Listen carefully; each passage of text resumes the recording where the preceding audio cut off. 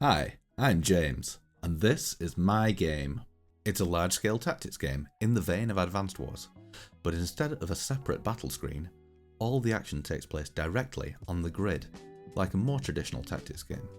It's been inspired by my love of tabletop war games, like Warhammer. I've been developing this as a hobby project for the last year or so, and so far I've done 1 month of full-time work on it. My goal is to really convey the feeling of playing a tabletop game in a digital format. There's so much drama that goes into critical roles and tactical decisions, and there's a depth in choices that you make choosing your forces. It's like turning an RPG build up to 11. I really enjoy them, and I hope through my game you will too. Right now, I've got 2 AI fighting it out for supremacy. Who do you think will win the game, red or blue? Blue are my personal favourite. Please tell me in the comments. And once you've finished writing that out, I'd love it if you could give this video a like, and maybe give this channel a subscribe, as getting myself in front of eyeballs is pretty darn important. And if you find this project interesting, I'd love to get in front of your eyeballs again in the near future. So today I'm asking, why an isometric grid? Before I ask that, I should ask why a grid? StarCraft doesn't use a grid. Warhammer doesn't use a grid. Why should my game? Well, it's all a question of clarity. It's a lot easier to know what you can achieve and what your opponent can achieve in a turn on a grid. In the real world, wargames which don't use grids often suffer from human error in measurement, which can decide the outcome of a game. It's easy to measure a little bit too far or a little too little. Or when things get really down to the millimetre, you can spend ages trying to find a good angle to measure from without making a mess of the game state. In the digital world, these problems largely go away, but it's still clearer to use a grid, especially in turn-based games. The most prominent example that comes to mind for me when making this decision is my recent experience with Baldur's Gate 3. It's a wonderful game, and I shouldn't complain about it. But I'm forever frustrated by not being sure how many turns it will take me to get somewhere, or if I'm placing my characters in the best location to not get in each other's way. I might be missing something really obvious in a setting here, but the frustration is there for me right out of the box. So how do we solve this? With our glorious saviour, the grid. Many games use hex grids, but if I'm being completely honest, I love squares. There's something about orthogonal squares that just speaks to my soul far more. It could be the potential for 8-directional movement, or it could be that my brain isn't just capable of understanding the intricacies of a shape with more than 4 sides. I completely ignored the idea of using hexes basically straight out of the gate, but there are some real advantages that it's worth considering for hexes. They're much better at modelling circular motion, because they form a more circular shape when tessellated together, and they form better shapes to represent natural things rather than walls. So, as much as that is the case, there are ways to solve circular movement with squares, and orthogonal movement just speaks to me more, like I said. However, I am about to start playing Battle Brothers, and I might be kicking myself down the line if I decide that I love hexes. But I'm locking in now, I'm going with squares. Right, so that's squares settled. Why go isometric from here? Let's look at another inspiration for the game, Advanced Wars.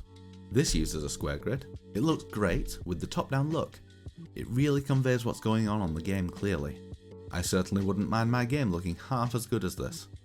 But it's constrained in that it doesn't have any way to represent verticality. That doesn't mean you can't represent verticality in a square grid-based top-down game. RPGs have been doing it successfully for ages. Here's Pokemon, here's Chrono Trigger, and a newer game, Sea of Stars. They all look great, but they aren't as dynamic as I would like. You can't represent what's behind something tall, so the screen becomes this weird stack of floors as you get towards the top of the screen. Isometric grid-based games solve this problem by allowing for rotation of the grid. A great example of this being Final Fantasy Tactics. You can rotate a regular grid too, but with an isometric grid, As you are always seeing two sides, it's easier for your brain to track the rotation, if one of the sides is visible at the start and end of that rotation. In a 2D space, unless you're putting a huge amount of effort into animating those rotations, you have got to basically instantly swap between rotated angles. So having anything that allows you to keep track of where everything is really handy. So that's the why. Now a little on the how.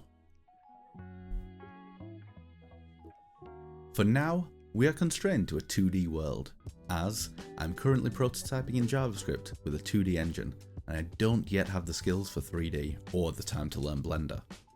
But that doesn't mean it's completely out of the question for the future. So, how do we rotate an isometric grid in 2D? You can't just move the image, it looks really silly. You have to move each square and rotate their sprites relative to their new facing. I saw a wonderful Reddit post solving this issue, which I've linked below, and after several days of tweaking, I came up with a working version for myself. I think it looks pretty good. But there's still a lot left to sort out with it, like animating things while rotating, and shading as we rotate around. For these I've got ideas, but I've not got an immediate solution implemented. So I chose an isometric grid for clarity of the game state, making understandable what the player can do and where they can move, and as a way to convey verticality in a 2D world.